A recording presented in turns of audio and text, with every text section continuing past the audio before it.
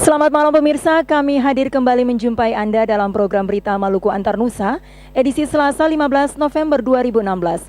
Sejumlah berita penting seputar Maluku telah kami siapkan untuk Anda malam ini dan inilah cuplikan berita utama.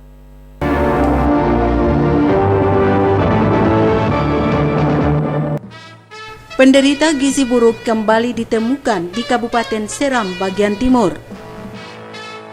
17 orang terjaring razia narkoba di Ternate, Maluku Utara. Anggota DPRD Maluku rekomendasikan pengungkapan aktor utama kasus Bank Maluku.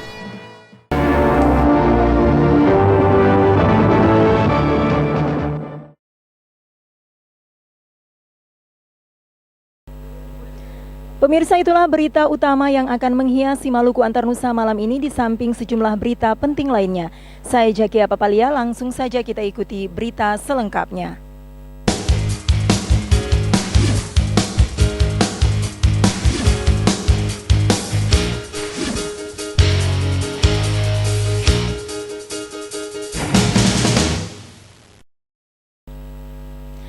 Pemirsa, kasus gizi buruk di Kabupaten Seram bagian timur kembali terungkap.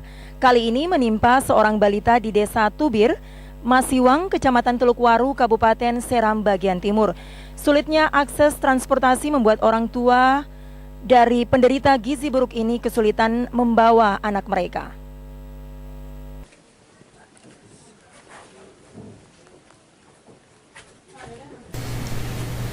Neneng Niulain, balita 2 tahun ini sudah sekitar 5 bulan terakhir menderita gizi buruk.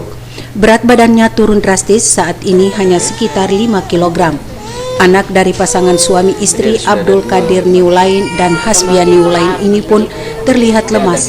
Akibat menderita gizi buruk, Neneng Niulain pun tidak dapat melewati hari-harinya dengan bahagia seperti anak-anak lainnya.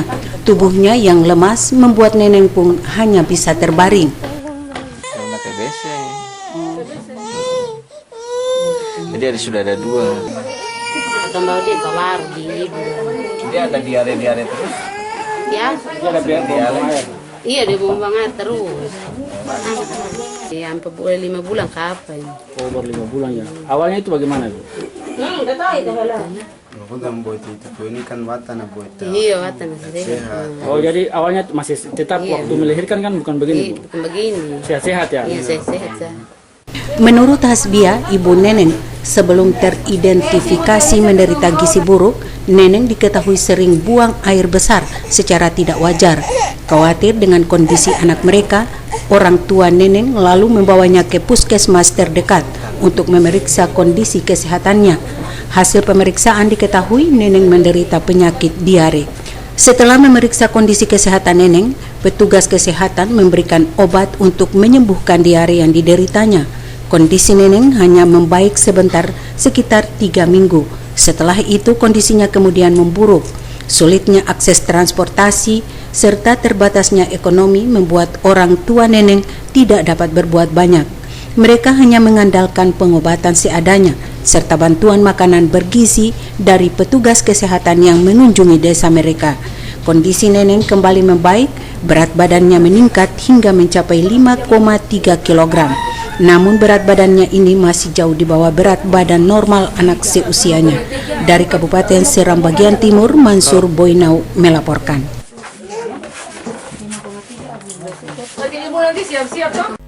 Pemirsa, sejumlah pengunjung tempat hiburan malam di Ternate mencoba kabur saat razia narkoba yang dilakukan BNN dan Provos Polda Maluku Utara. Beberapa mengamuk dan mencoba menyerang wartawan karena mengambil gambar mereka. Dalam razia itu diamankan 17 orang yang diduga mengkonsumsi narkoba.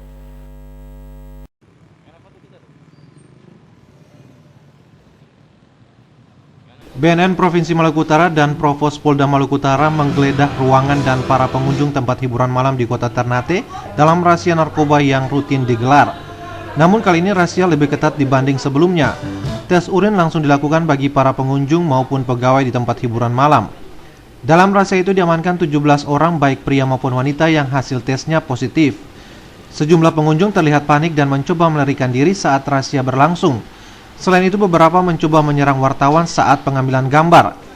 Kepala BNN Maluku Utara, Bambang Setiawan mengatakan 17 orang yang diamankan itu karena terindikasi menggunakan narkoba seperti ganja dan benzodiazepin. Kita telah bisa melaksanakan kegiatan razia di tempat-tempat hiburan.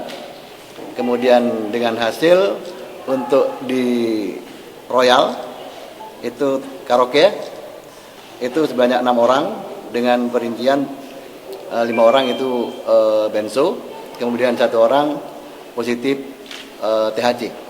Kemudian untuk di Laguna itu sebanyak 6 orang, yang 5 orang itu benzo, kemudian yang 1 orang adalah THC. Kemudian untuk di Kibet itu 5 orang, yang 4 orang itu metamfetamin dan amfetamin, sementara yang 1 orang positif benzo. Itu hasil yang kita peroleh. Ke-17 orang itu kini diamankan di kantor BNN Provinsi Maluku Utara untuk dimintai keterangan terkait asal narkoba yang mereka gunakan. Dari Ternate Maluku Utara, Rusdi Samsi melaporkan.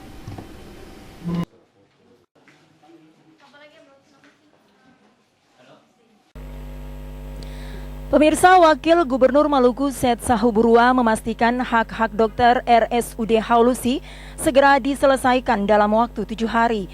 Pasca mogok para dokter RSUD Haulusi Jumat pekan lalu, pelayanan pasien di ruang operasi mulai dilakukan kemarin.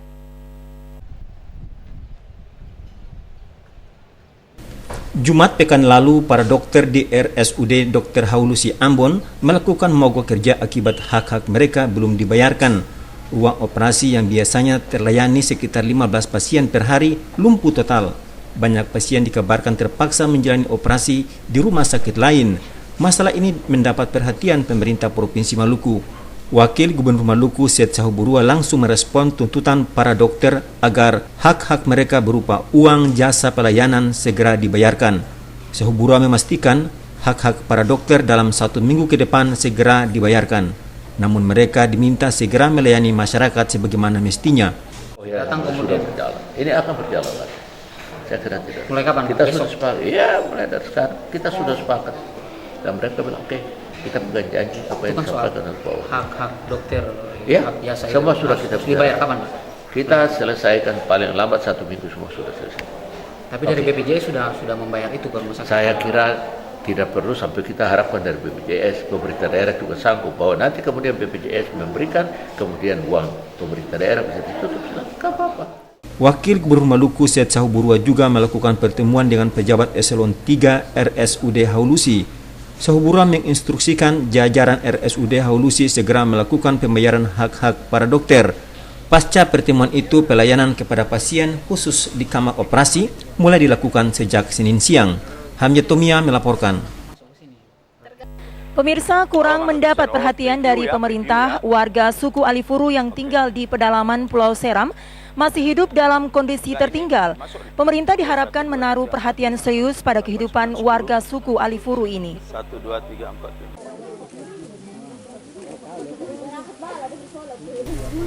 4. Gencarnya proses pembangunan belum sepenuhnya menyentuh seluruh lapisan masyarakat. Mereka yang mendiami wilayah pedalaman nyaris luput dari perhatian pemerintah. Kondisi ini yang dirasakan warga suku Alifuru di pedalaman Pulau Seram. Mereka yang mendiami Gunung Manusela, Kabupaten Maluku Tengah, serta Bati Kilusi dan Wasiwang, Kabupaten Seram bagian timur, merasa ditinggalkan pemerintah. Sulitnya akses transportasi serta minimnya sentuhan pemerintah di bidang kesehatan, pendidikan, serta program pemberdayaan lainnya membuat mereka tertinggal. Untuk memenuhi kebutuhan sandang pangan pun masih menggunakan cara-cara tradisional. Makan tanpa garam, tidur juga itu tanpa beralaskan tikar, apalagi sampai yang namanya tidur juga tanpa ada kain. Berbagai kondisi tersebut dibeberkan pimpinan Alifuru, sedaratan Pulau Seram La Alimu di hadapan sejumlah pejabat saat pengukuhan Ketua Ikatan Kerukunan Keluarga Seram Sulawesi Tenggara di Bulak, Kabupaten Seram bagian timur beberapa waktu lalu. La Alimu, pemerintah hendaknya lebih memperhatikan nasib dan kehidupan suku Alifuru di pedalaman Pulau Seram. Ikatan Kerukunan Keluarga Seram Sulawesi Tenggara juga akan menyuarakan hal itu kepada pemerintah. Dari Bula, Kabupaten Seram bagian timur, Mansur Boinau melaporkan. Pemirsa, persoalan Bank Maluku Maluku Utara kembali dibahas dalam rapat dengar pendapat 8 fraksi DPRD Maluku yang berlangsung Selasa pagi. Dalam rapat ini, anggota fraksi mengajukan 3 rekomendasi untuk mempercepat penyelesaian kasus Bank Maluku Maluku Utara.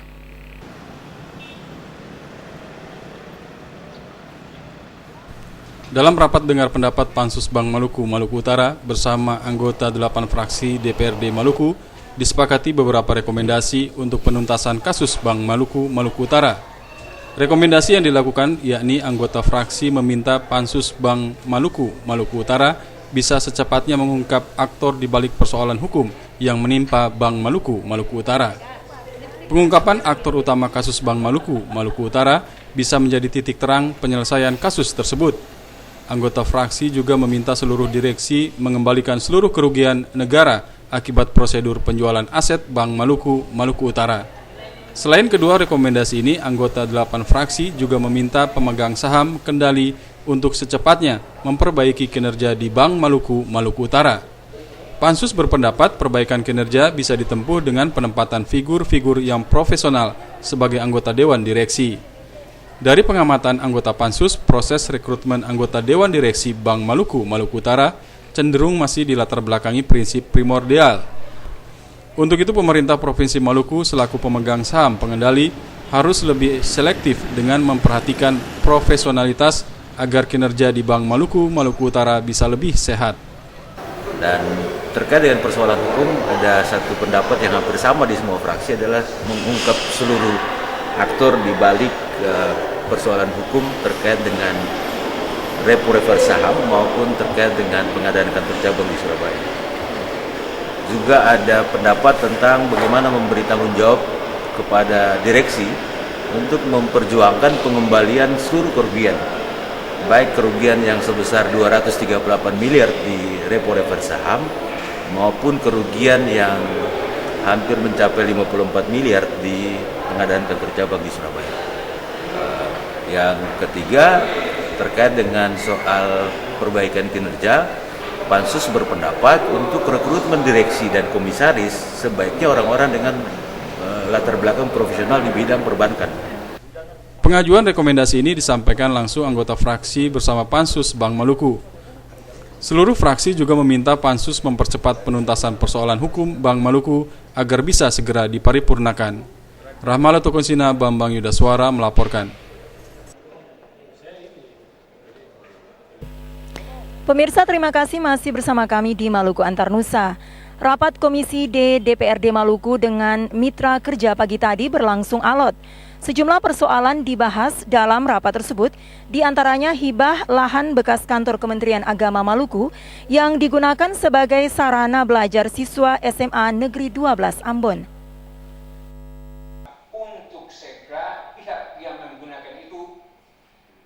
Rapat kerja komisi yang dipimpin Ketua Komisi D DPRD Maluku, Saadiah Uluputi, menyoroti berbagai hal diantaranya status lahan SMA Negeri 12 Ambon yang saat ini berlokasi di eks-lahan kantor Kementerian Agama Maluku di Air Solobar. Saadiah Uluputi mengungkapkan hibah lahan SMA Negeri 12 Ambon kesimpulannya merujuk kepada 2 opsi, yakni hibah dan tukar guling. Meskipun demikian harus melalui prosedur yang berlaku karena lahan ini merupakan milik kantor Kementerian Agama Provinsi Maluku. Eks gedung Kementerian Agama yang berlokasi di Arsolobar saat ini dijadikan lokasi belajar SMA Negeri 12 Ambon. 10 tahun lalu, lahan itu diserahkan oleh Kepala Dinas Pendidikan Provinsi Maluku untuk dipakai sebagai sekolah. Saat ini pihak Kementerian Agama Maluku minta agar lahan bekas gedung kantor Kementerian Agama ini dikembalikan kepada pemiliknya, yakni Kementerian Agama Maluku. Saadiah Uluputi meminta pemerintah Provinsi Maluku mencari solusi terbaik untuk mencari lahan baru bagi SMA Negeri 12 Ambon sesuai aturan normatif. Kita juga sudah sampaikan ke Dinas Pendidikan dan Kebudayaan Provinsi Maluku untuk segera menyampaikan kepada Sekda dan Gubernur Maluku agar segera ditindaklanjuti rapat kita hari ini agar segala permasalahan-permasalahan terkait dengan status lahan SMA Negeri 12 dicari jalan keluarnya. Memang ada juga opsi yang ketiga yang ditawarkan oleh kami dari komisi, yaitu mencari aset-aset pemerintah Maluku di sekitar Kecamatan Nusaniwe untuk dijadikan sebagai lahan dibangunnya SMA Negeri 12. Ya. Penyerahan eks gedung kantor Kementerian Agama Maluku yang dilakukan itu menurut Kepala Tata Usaha Kanwil Kementerian Agama Maluku, Jamaluddin Bugis, adalah sebuah kesalahan. Kementerian Agama pada prinsipnya tidak berkeberatan menyerahkan lahan tersebut, namun harus sesuai aturan termasuk kemungkinan tukar guling lahan. Kalau kita mencermati surat acara serah terima lahan ini seakan-akan pelecehan terhadap hukum yang berlaku. Oleh karena itu, saya dari Kanwil Kementerian Agama Maluku memohon agar pihak tersebut cepat melakukan pencabutan terhadap surat serah terima lahan.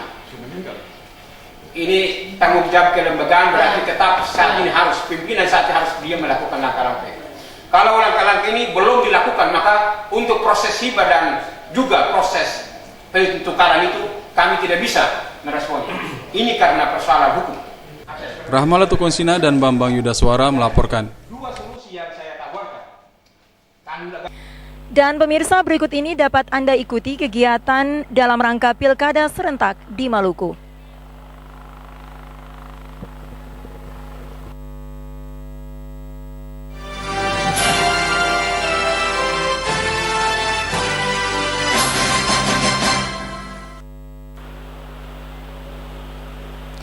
Pemirsa, warga Ponogoro, Kelurahan Urmeseng meminta pasangan Paparisa baru jika terpilih dapat membenahi kawasan itu untuk mengatasi banjir. Ponogoro Urmeseng merupakan kawasan langganan banjir akibat meluapnya Kali Pohon Pule.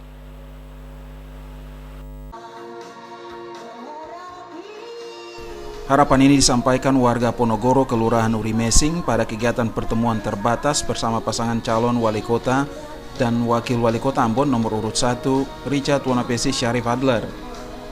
Warga menyebutkan kawasan Ponogoro dan sekitarnya sering terendam banjir akibat meluapnya Kali Pohon Pule di musim penghujan.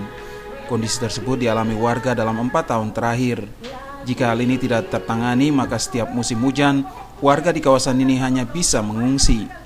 Warga mengharapkan pasangan Paparisa untuk dapat membenahi kawasan itu dalam upaya mengantisipasi bahaya banjir. Pasangan Paparisa baru memiliki program prioritas, salah satunya yakni Ambon Bersih. Pembenahan terhadap kota ini dinilai tidak hanya bisa dilakukan dalam waktu 5 tahun. Untuk itu diharapkan adanya dukungan penuh warga kota, terutama warga Ponogoro terhadap pasangan Paparisa baru. Permasalahan banjir merupakan isu penting yang juga menjadi perhatian serius pasangan Paparisa. Selain program bersih, dalam upaya meningkatkan Ambon yang cerdas, maka penguatan sektor informasi dan telekomunikasi juga menjadi perhatian Paparisa baru. Hal ini diungkapkan calon wali kota Ambon Richard Wanapesi di hadapan warga Ponogoro. Meningkatkan warga kota yang cerdas, maka kesiapan sarana teknologi informasi ke depan akan menjadi kebutuhan. Lewat program pengembangan IT warga kota, ke depan akan disediakan warung internet gratis bagi anak. Hal ini menjadi kewajiban pemerintah dalam rangka meningkatkan mutu pendidikan. Melki Latussaule, Sarles Polaman melaporkan. Anak-anak muda yang kulitnya sama seperti saya bisa bersaing dengan kota lain yang ada. Pemirsa, calon wali kota Ambon Risat Lohanapesi menyatakan ASN memang tidak boleh terlibat aktif dalam kampanye mendukung salah satu pasangan calon kepala daerah. Namun ASN dapat hadir menyaksikan kampanye untuk mendengar visi dan misi maupun program pasangan calon kepada daerah yang akan dipilih. Calon wali kota Ambon Richard Wanapesi dalam setiap kesempatan pada kampanye maupun tatap muka menyatakan jika aparatur sipil negara ASN dapat menyaksikan kampanye pasangan calon kepala daerah. Menurut Wanapesi, sesuai aturan, ASN memiliki hak pilih dalam pemilu. ASN dikatakan melanggar aturan jika menggunakan atribut atau masuk dalam tim pemenangan salah satu pasangan calon. ASN perlu hadir menyaksikan kampanye salah satu pasangan calon agar dapat mengetahui visi, misi, maupun program calon pemimpin yang akan dipilihnya pada pilkada nanti. Menurut calon wali kota Ambon yang berpasangan dengan calon wakil wali kota Syarif Adler, pesta demokrasi 5 tahunan ini mesti benar-benar berkualitas.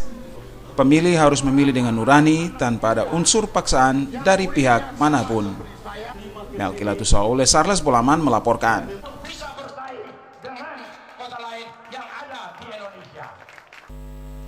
Pemirsa, calon wali kota Ambon Paulus Kastanya meresmikan sarana air bersih di Dusun Wayori, Desa Paso.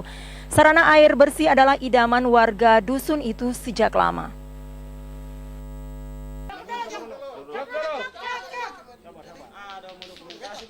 Pengoperasian sarana air bersih itu diresmikan langsung oleh calon wali kota Ambon Paulus Kastanya Sabtu pekan lalu. Poli berharap sarana air bersih yang diresmikan itu dapat dimanfaatkan oleh masyarakat setempat, karena selama ini masyarakat Wayori sulit untuk mendapatkan air bersih. Edi Renyaan, salah seorang tokoh masyarakat Dusun Wayori mengatakan, selama ini warga Dusun Wayori yang berjumlah 100 lebih kepala keluarga itu sulit untuk memperoleh air bersih. Dengan diresmikannya sarana air bersih tersebut, salah satu kesulitan warga di dusun itu teratasi. Warga setempat berharap Paulus Kastanya dan Samlato Konsina tetap konsisten memperhatikan kebutuhan masyarakat di kota Ambon.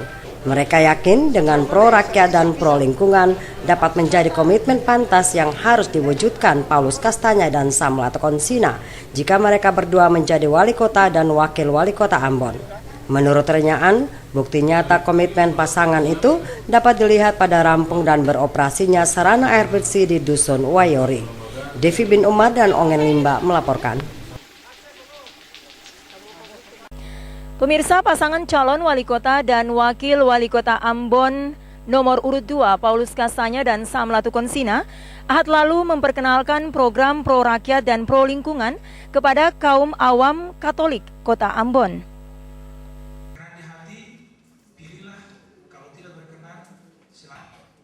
Perkenalan sejumlah program pro rakyat dan pro lingkungan itu dilakukan pada kegiatan tatap muka pasangan nomor urut 2 Paulus Kastanya dan Samlato Konsina bersama kaum awam Katolik kota Ambon.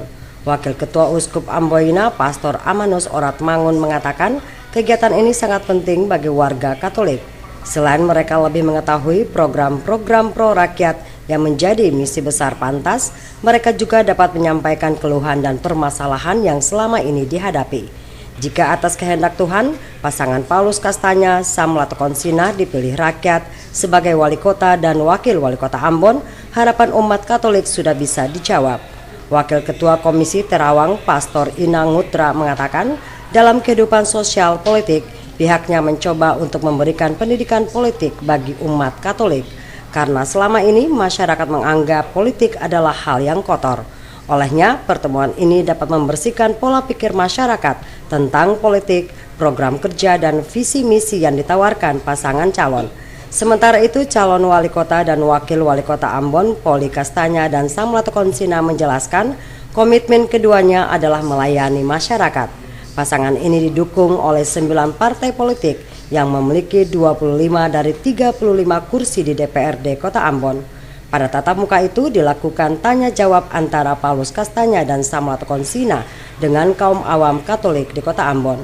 Devi bin Umar, Ongen Limba melaporkan. Pemirsa, semua pihak termasuk aparatur sipil negara atau ASN harus terlibat dalam menyukseskan pesta demokrasi pemilu kada. Pejabat Wali Kota Ambon Franky Papilaya menegaskan keterlibatan tersebut tidak berarti harus berpihak kepada salah satu pasangan calon.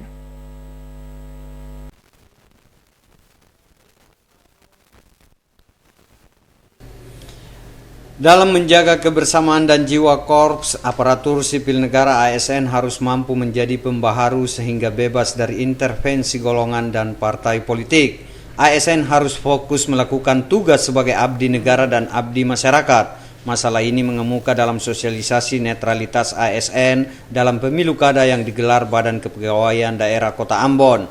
Sosialisasi netralitas ASN yang berlangsung sehari diikuti 1000 ASN di lingkup pemerintah Kota Ambon, mulai dari pejabat eselon 2, 3, 4, kepala sekolah dari berbagai tingkatan dan ASN yang menangani kepegawaian. Penjabat Wali Kota Ambon, Franky Papilaya, menyebutkan ASN sebagai abdi negara dan abdi masyarakat harus senantiasa bekerja sesuai peraturan perundang-undangan yang berlaku. Dalam kontestasi pemilu kada, semua pihak termasuk ASN harus terlibat dalam mensukseskannya. Namun diingatkan keterlibatan tersebut tidak berarti harus berpihak kepada salah satu pasangan calon. Papilaya mengakui dirinya tidak akan memihak dalam pemilu kada mendatang. Karena itu seluruh ASN diinstruksikan bertindak netral dalam proses pemilu kada. Seluruh aparatur negara tanpa kecuali harus mengambil posisi sama dengan saya, yaitu Melalui instruksi yang telah dikeluarkan, penjabat Wali Kota Ambon menyatakan terus memantau pergerakan ASN yang terlibat dalam kegiatan politik praktis. Bila ada yang terindikasi, dirinya tidak segan mengambil tindakan tegas kepada yang bersangkutan, termasuk mencopot pejabat yang terbukti tidak netral. Salah seorang narasumber dalam sosialisasi ini adalah Bakril Bakri, Kasubdit Wilayah 5 Ditjen Fasilitasi, Kelembagaan dan Kepegawaian Perangkat Daerah, Ditjen Otonomi Daerah Kementerian Dalam Negeri. Boy Nahrum, Unga melaporkan.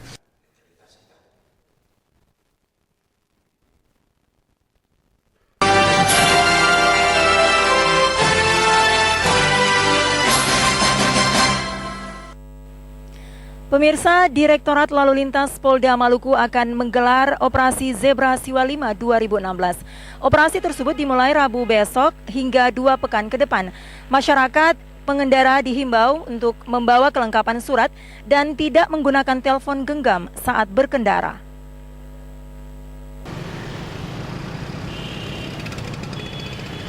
Selama 2 pekan ke depan, Direktorat Lalu Lintas Polda Maluku akan menggelar Operasi Zebra. Operasi tersebut juga serentak dilaksanakan di seluruh polda di Indonesia. Di Maluku, operasi tersebut diberi nama Sandi Operasi Zebra Siwa 5 2016. Operasi itu akan berlangsung mulai 16 November hingga 29 November. Masyarakat pengendara dihimbau untuk membawa kelengkapan surat seperti SIM dan STNK. Selain itu juga pengendara diminta melengkapi kendaraannya dengan kaca spion, lampu dinyalakan pada siang hari dan tidak menggunakan knalpot bising. Pengendara yang menggunakan telepon genggam saat berkendara juga akan ditilang. Hal ini selain melanggar aturan lalu lintas juga membahayakan si pengendara sendiri. Tingginya angka kecelakaan lalu lintas disebabkan para pengendara tidak mematuhi aturan dan ugal-ugalan di jalan raya. Olehnya dalam operasi Zebra itu, para pelanggar akan ditindak tegas sesuai undang-undang yang telah ditetapkan. Tempel di sini kah, dia pakai headset kah, no comment. Kami tindak.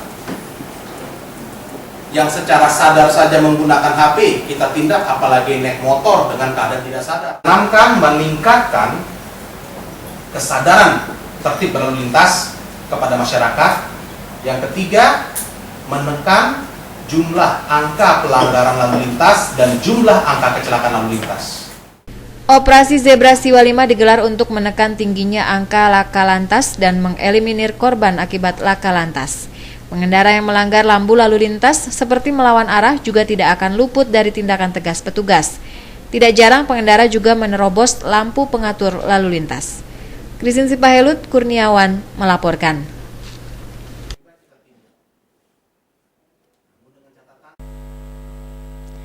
Pemirsa, masih di Maluku Antarnusa, Badan Narkotika Nasional Provinsi Maluku melakukan tes urin terhadap aparatur sipil negara di lingkup pemerintah Provinsi Maluku. Tes ini dimaksudkan untuk mencegah peredaran dan penggunaan narkotika di lingkup pemerintah Provinsi Maluku.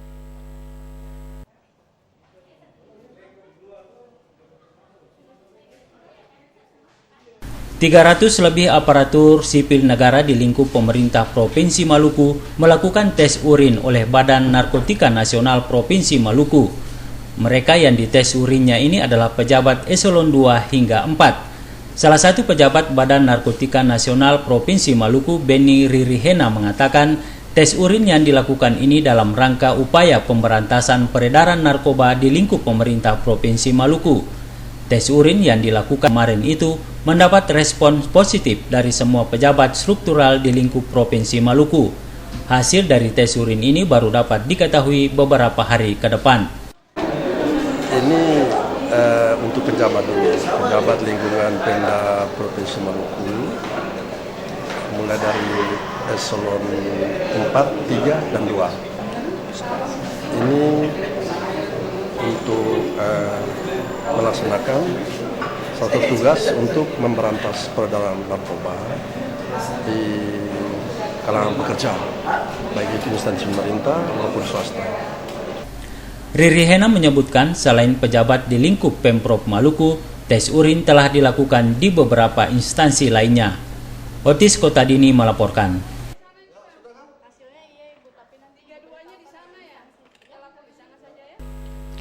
Sementara itu pemirsa, BNN Provinsi Maluku kembali menggelar rapat koordinasi tim terpadu yang melibatkan sejumlah instansi. Pelaksanaan rakor kedua ini untuk mengevaluasi tugas bersama instansi dalam program pencegahan, pemberantasan, penyalahgunaan dan peredaran gelap narkoba atau P4GN di Maluku. Pelaksanaan rakor tim terpadu antar instansi pertama telah dilakukan Badan Narkotika Provinsi dengan instansi terkait, antara lain TNI Polri, Bea Cukai, Bakamla maupun otoritas kepelabuhanan. Rapat itu dimaksudkan untuk menyamakan persepsi dan tindakan dalam operasi memutuskan mata jaringan. Rapat itu dimaksudkan untuk menyamakan persepsi dan tindakan dalam operasi memutuskan rantai jaringan narkoba di daerah ini. Setelah menggelar tugas pemberantasan penyalahgunaan dan peredaran gelap narkoba P4GN, maka dilakukan evaluasi operasional di lapangan. Kepala BNN Provinsi Maluku Muhammad Arif Dimjati menyatakan tanpa kerjasama yang baik tidak akan mencapai tujuan untuk memutus mata rantai pengedaran gelap narkoba di daerah ini. Wilayah geografis Maluku yang berkepulauan cukup sulit untuk mendeteksi masuknya barang haram itu. Namun jika adanya kerjasama yang baik antar tim terpadu yang dibentuk, maka jaringan narkoba di daerah ini bakal diberantas. Menurut Dimjati, di Maluku terdapat 27.000 pecandu narkoba. Upaya yang dilakukan untuk mengurangi tingginya angka pecandu ini melalui proses rehabilitasi. Nah, pada saat pertama rakor itu diadakan untuk menyamakan persepsi, ya, kemudian menyatukan visi untuk melaksanakan kegiatan operasi terpadu di wilayah laut dan darat, udara dan darat. Nah, setelah kegiatan operasi bersama, ini kita adakan rapat lagi sekarang untuk mengevaluasi apa-apa yang kurang, apa-apa yang perlu ditambah. Nah, memang hasil operasi di lapangan kemarin kita ada menghasilkan 1 ungkap kasus, ya, yang baru kita rilis kemarin di kantor BNN Provinsi Maluku. Sementara dalam rakor itu dilakukan pemaparan terkait upaya pemberantasan peredaran gelap narkoba yang disampaikan bidang pemberantasan Badan Narkotika Nasional Maluku, Luther Bane. Bane dalam pemaparannya menyatakan pemberlakuan MEA dapat membuka peluang masuknya narkoba dari luar Indonesia. Modus penyelundupan narkoba baik dari darat, laut, dan udara dapat disiasati oleh sindikat yang memiliki jaringan di dalam negeri. Melkilatus Saule, Sarles Bolaman melaporkan. Pemirsa, Gubernur Maluku Said Assegaf Senin sore bertatap muka dengan Persatuan Guru Republik Indonesia Maluku. Audiens yang dilakukan itu dalam rangka pelaksanaan Hari Ulang Tahun Organisasi Guru yang dipusatkan di Masohi, Maluku Tengah.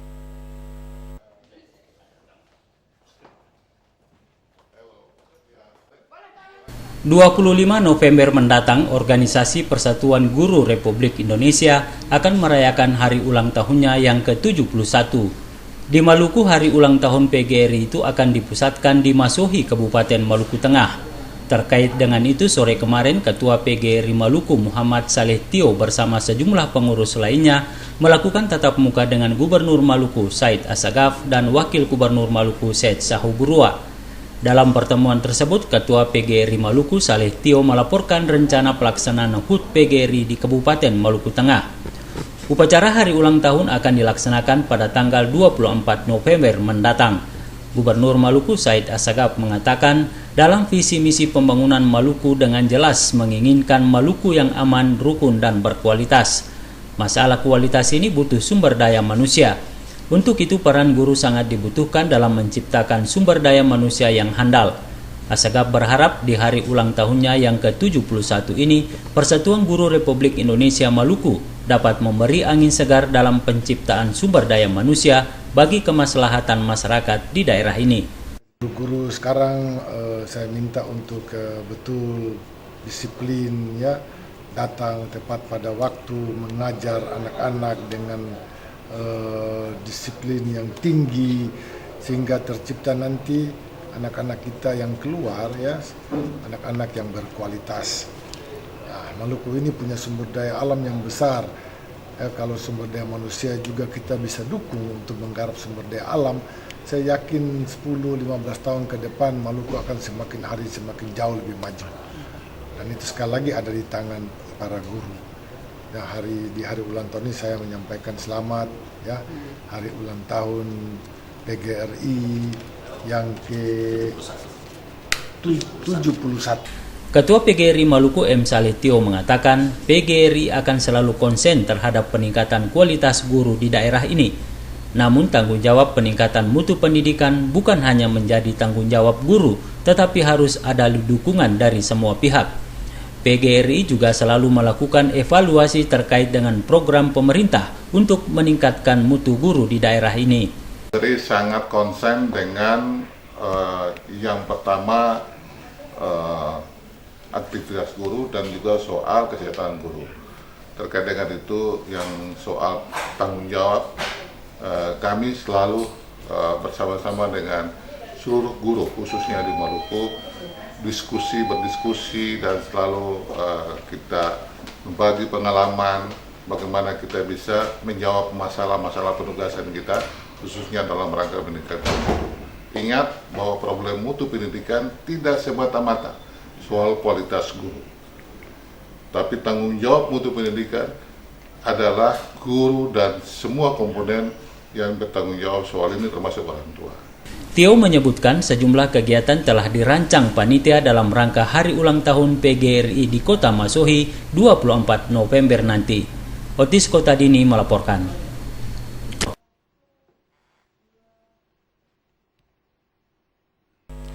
Pemirsa, dampak kemajuan teknologi telah merubah perilaku dan pola hidup masyarakat. Guna menghindari dampak negatif dari kemajuan teknologi, penyuluh agama dituntut meningkatkan perannya sebagai pengayom dan pembimbing masyarakat.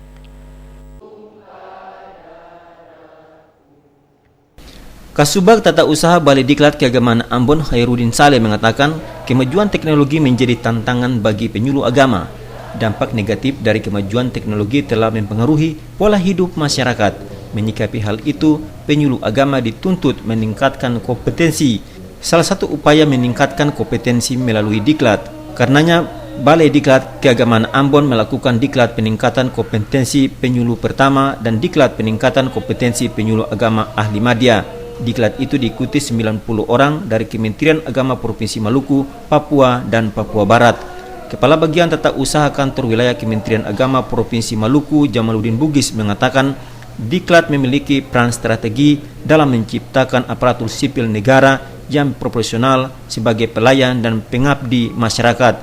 Menurutnya, penyuluh agama memiliki peran sentral dalam menjawab berbagai persoalan yang dihadapi masyarakat. Penyuluh merupakan pemimpin masyarakat serta imam dalam kehidupan beragama. Penyuluh berperan sebagai agen perubahan dalam membentuk masyarakat madani. Penyuluh harus memiliki kecerdasan emosional, kecerdasan akhlak, dan kecerdasan intelektual sebagai landasan berpikir. Karenanya peserta harus menjaga disiplin sehingga hasilnya menjadi barometer keberhasilan diklat.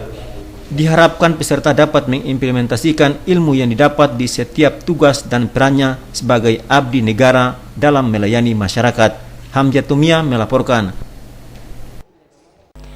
Pemirsa, Gerakan Pramuka Kuartir Cabang Ambon menggelar pertemuan besar atau Raimuna dengan melibatkan anggota Pramuka Penegak dan Pendega di Bumi Perkemahan Lorihua Suli kemarin. Kegiatan Raimuna yang dilakukan itu dalam rangka membentuk generasi muda yang kreatif anti narkoba dan berkarakter kebangsaan. Dalam rangka menerapkan Trisatya dan Dasa Dharma Pramuka, Penegak dan Pandega Gerakan Pramuka Kuartir Kota Ambon menggelar pertemuan besar atau Raimuna yang dipusatkan di Bumi Perkemahan Lorihua Suli kemarin. Melalui kegiatan ini diharapkan dapat meningkatkan sikap disiplin dan tanggung jawab anggota Gerakan Pramuka di Kota Ambon dalam menggalang persatuan dan kesatuan di kalangan generasi muda. Saat membuka kegiatan Raimuna ini, Ketua Kuartir Gerakan Pramuka Kota Ambon, AG Latuheru, mengatakan kegiatan Raimuna yang dilaksanakan ini merupakan ajang kreasi bagi pramuka penegak dan pandega dalam memunculkan hasil karya yang bermanfaat bagi masyarakat sekitar. Para peserta akan mendapatkan pembekalan terkait dengan pembinaan mental dan spiritual, kemantapan jasmani, wawasan kebangsaan, kebudayaan, persaudaraan, persahabatan, serta peningkatan keterampilan. Mereka juga akan diajak melakukan aksi peduli terhadap masyarakat. Melalui Raimuna Cabang Ambon tahun 2016 ini diharapkan dapat memfungsikan kembali gugus depan sebagai satuan pendidikan kepramukaan, memperkokoh eksistensi organisasi Gerakan Pramuka, dan menyempurnakan kurikulum pendidikan terkait aspek nilai. Usai membuka secara resmi kegiatan Raimuna Cabang Ambon 2016, Ketua Kuartir Gerakan Pramuka Kota Ambon berkesempatan meninjau lokasi perkemahan yang ditempati peserta Raimuna. Kegiatan Raimuna Cabang Ambon yang diikuti 271 peserta ini direncanakan berlangsung 6 hari. Frida Raiman Hamzah melaporkan.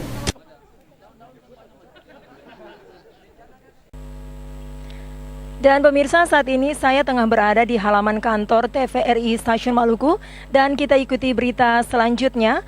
Sekolah Tinggi Ilmu Kesehatan Maluku Husada mewisuda 249 sarjana strata 1. Wisuda sarjana kesehatan ini diharapkan dapat menjawab persoalan tenaga kesehatan yang belum merata di daerah ini.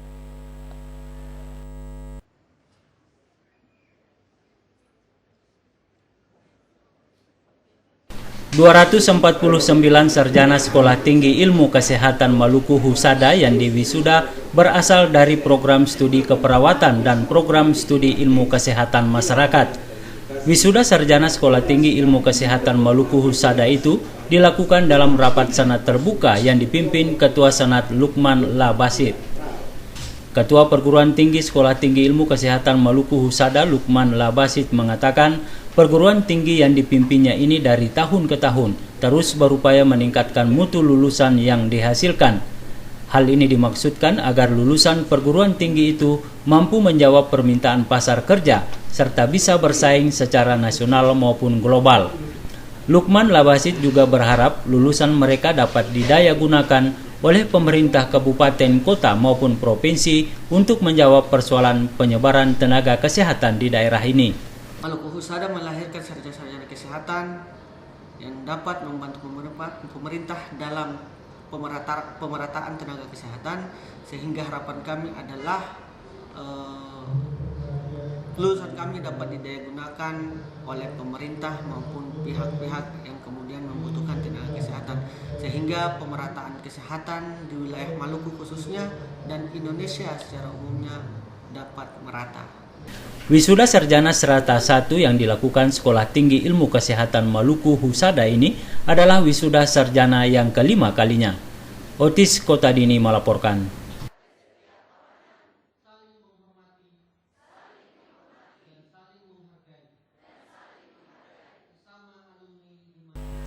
Pemirsa, jajaran Kementerian Pekerjaan Umum dan Dinas Pekerjaan Umum di Kota Ambon meningkatkan kebersamaan melalui Pekan Olahraga. Pekan olahraga tersebut dilaksanakan dalam rangka memeriahkan Hari Bakti ke-71 Kementerian Pekerjaan Umum.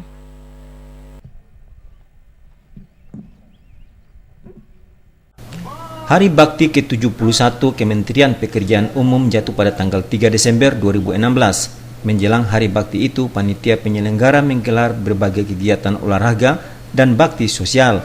Pencanangan Pekan Olahraga dalam rangka Hari Bakti Kementerian Pekerjaan Umum berlangsung dalam upacara bendera Senin pagi. Kepala Dinas Pekerjaan Umum Provinsi Maluku Ismail Usemahu bertindak sebagai inspektur upacara sekaligus mencanangkan Pekan Olahraga tersebut. Ismail Usemahu mengatakan Pekan Olahraga yang melibatkan seluruh pegawai PU dapat meningkatkan kebersamaan. Kebersamaan bagi jajaran pekerjaan umum sangat dibutuhkan untuk mewujudkan tema yang disoroti dalam Hari Bakti PU tahun 2016. Usemahu mengungkapkan capaian pembangunan infrastruktur di Maluku masih sangat rendah bila dibandingkan dengan nasional. Pembangunan jalan, jembatan, irigasi, dan infrastruktur lainnya masih perlu digenjot agar Maluku tidak tertinggal dari daerah lain. Penanganan infrastruktur di Provinsi Maluku ya, kalau kita lihat dengan capaian infrastruktur secara nasional, kita di Maluku masih di bawah.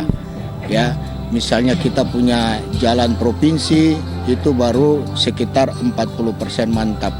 Secara nasional itu sudah 70.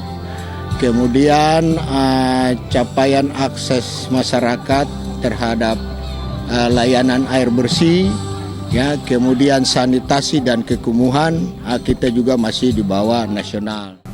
Ketua Panitia Pelaksana Yance Pabisa mengemukakan Pekan Olahraga ini dilaksanakan selain untuk meningkatkan kebersamaan, juga mendorong insan PU mengembangkan bakat yang dimiliki. Jenis cabang olahraga yang dipertandingkan diantaranya tenis meja dan olahraga tradisional. Di Pekan Olahraga itu artinya supaya mempererat hubungan antara sesama pegawai atau warga pekerjaan umum, lalu memang kita juga sebagai pegawai itu memang kita juga harus sehat ya, jadi makanya diadakan olahraga. Selain itu, panitia akan menggelar bakti sosial melibatkan mitra diantaranya diseminasi bersama BNN dan penanaman anakan pohon di Gunung Botak. Hamjatomia melaporkan. Pemirsa, menyusuri perairan Kabupaten Maluku Barat Daya, Provinsi Maluku, bagi sebagian pencinta alam tentu merupakan sebuah petualangan yang mengasyikkan. Meski perairannya sering bergelombang pada musim-musim tertentu, namun keberadaan pulau-pulau kecil yang unik selalu menggoda mata untuk tidak membuang pandangan. Bagaimana serunya perjalanan di Kepulauan Babar? Berikut liputannya.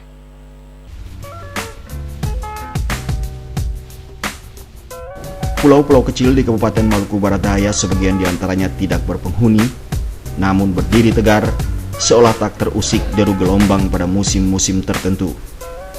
Salah satu deretan pulau-pulau eksotik yang kaya akan hasil laut adalah Kepulauan Babar. Kepulauan Babar memiliki kota kecamatan yakni Tepa, yang menggugus bersama pulau-pulau kecil lain, di antaranya Damer, Dawelor, Dai, Wetan, dan Pulau Marsela. Sebagai kota tua yang puluhan tahun menjadi jantung perdagangan di bagian barat Maluku Barat Daya, Tepa menyimpan banyak cerita. Nama besar Kepulauan Babar ini jauh sudah dikenal sejak zaman kolonial sebagai jalur perdagangan di belahan selatan Kepulauan Maluku. Cerita tentang keelokan Kepulauan Babar sudah lama terukir. Tidak hanya adat istiadat yang menjadi magnet bagi setiap orang yang datang, namun banyak juga cerita tentang pasir putih yang memamerkan keelokan surga wisata bahari tropis yang menggiurkan. Salah satu objek wisata yang menawarkan wisata bahari adalah Pulau Marsela di Kecamatan Babar Timur.